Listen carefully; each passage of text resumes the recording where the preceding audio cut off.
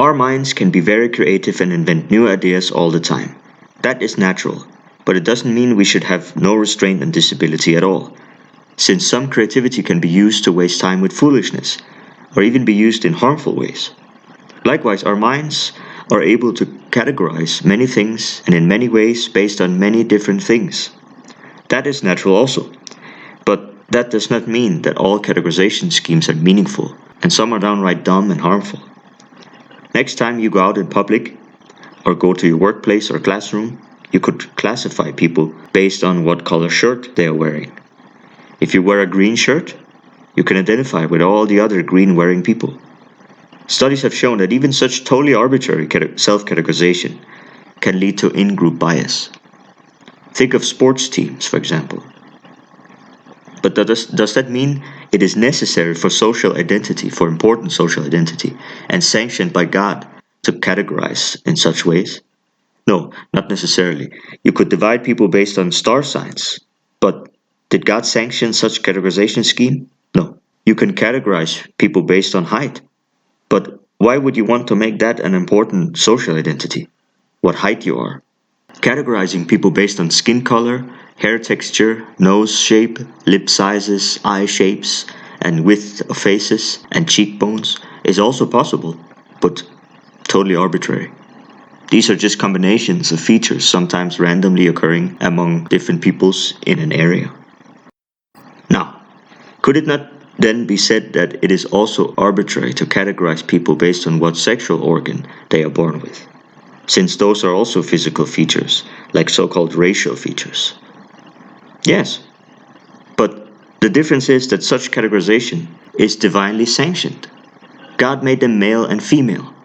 This category should receive importance because God instituted it as legitimate for social identity. Likewise, the Bible mentions ethno-linguistic groups, nations, as what divides humans. These are therefore important for identity. The so-called races? No mention of them.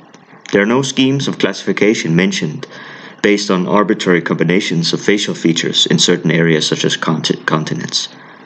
Just like we are not given star signs to create important collective social identity, or what color shirt you are wearing. Individual facial features are mentioned in the Bible, but they are not used to categorize people based on to give them important social identity on top of local ethnic identity. There is no white European race or a black African race or an East Asian yellow race, so stop using them for identity. They are arbitrary, useless categories. There is no specific history, culture, language, or descent connecting you to actual ancestors, to persons, when you classify yourself based on skin color, nose shape, and hair texture in an arbitrary continental division, compared to when you identify with an actual ethnic group. Polish identity is just way more meaningful than white identity. There are a number of important meaningful social categories, such as nation, sex, religion, class, like master, landowner, or servant, parent, child, family, ruler, which can all be legitimate and important for identity, since they are given meaning in the Bible. Some new novel social categories, not necessarily mentioned in the Bible, may be meaningful only in certain contexts, but some categories are just useless, and sometimes giving them importance is detrimental, because they can compete with more meaningful categories. Being categorized as righteous is more meaningful than being categorized as a certain star sign, for example. Race often acts as an alternative, extra, super-ethnic or trans-ethnic identity, lumping ethnic groups into a few childish, simplistic categories. There are movements that ignore or downplay ethnic divisions within the continents in favor of these so-called races. And look at how ethnic identity has been completely downplayed in America, for example.